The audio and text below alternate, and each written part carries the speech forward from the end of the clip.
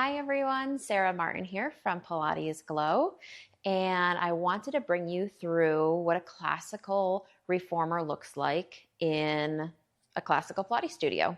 So all of our reformers are made by Gratz, which is a leading manufacturer for classical Pilates equipment. Their slogan tagline is "How Joe invented it is how they still build it." So these are the exact dimensions of Joe's original Pilates reformers that he invented, seeing that he was the one who invented Pilates. So here at Pilates Glow, we still follow how Joe invented the equipment, but also how he invented his method of Pilates as well. So we don't deviate from his method. We don't make up our own choreography, our own moves, stuff like that. We stick to the classical. It's tried and true method for almost 100 years now. So that's what we stick to here. This is our classical Pilates studio reformer. And I'm going to take you through what this equipment entails and how you can kind of like move through it when you move through exercises and what to expect from the equipment. So first I'm going to start off on this end. This is where the Pilates foot bar is. This Pilates foot bar is padded with this big thick black pad. Now, this was not the original way that Joe intended the foot bar to be. He intended it to be bare like it is on the sides here. But when Romana had knee surgery, she had to have a pad on the foot bar to kind of help protect her knees. And so the pad was then added later on, I think in the late 90s, early 2000s. So this is how we have some of the reformers here. Some of them are bare bar. This does move. It's not attached to anything. It just rests right here on the ledge. So we always want to make sure that this leg is pushed all the way forward so that it kind of locks into place, but it is movable. And then from there, we have the frame that holds our carriage. Here we have our gear bar that holds our springs that we take on and off.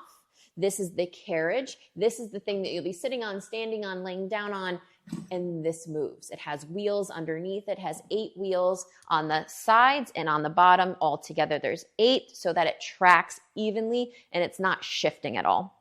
Next, we have the shoulder blocks here, the shoulder rests. They are not removable. They don't move. They're for your shoulders, or sometimes we put our feet up against them. Sometimes we sit up against them. Depends on what exercise we're doing.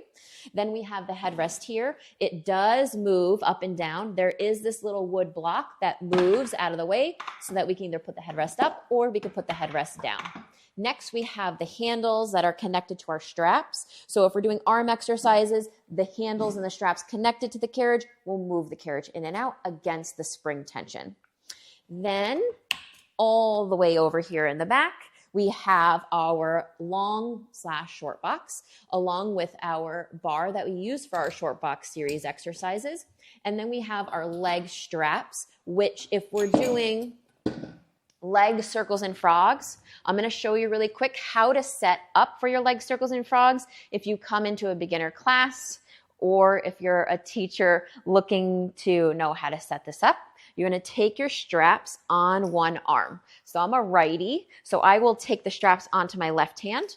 I will grab my handles, and I like to stand all the way at the back of the reformer so that I can see my handles and make sure that my straps are nice and straight. Then I take the handles to the outside of the leather strap with both sides. So now I have a handle, strap, strap, handle like that.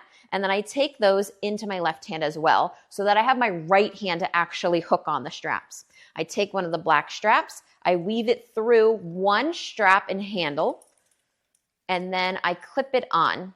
And I make sure that when I look at it, my hardware of my black strap here where that clip is on the outside, along with the handle, which is also hardware, which is on the outside. And then I thread that through the other arm just to kind of get it out of the way so I can do the other side, same exact thing, threading it through that strap and handle. And then I make sure that my straps have the hardware on the outside. My handle hardware is on the outside. And now my straps are nice and straight. You can hook them on these little hooks so that you can go ahead and lay down and do your leg circles and frogs. Every time that you're done with the reformer, once you're done with your class, done using the reformer, whichever comes first, you always make sure that you put everything back the way you found it. So I'm going to take my straps and I'm going to hook them over the back edge of the reformer. I'm going to take my handles, make sure that they're not twisted, place them on those little hooks. My headrest is in that upright position. My foot bar is all the way up and all of my springs are now added back on.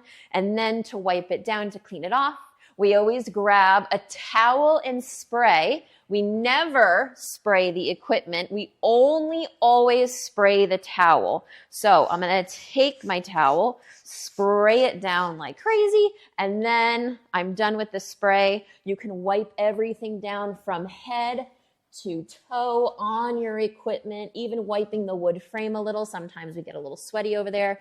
Wipe the shoulder blocks, wipe the handles. You're going to wipe your foot bar all the way. And then you're going to come on over here. Make sure that you're wiping down your whole box. If you need more spray on your towel, go for it. And then we always wipe the bar as well if we've used it.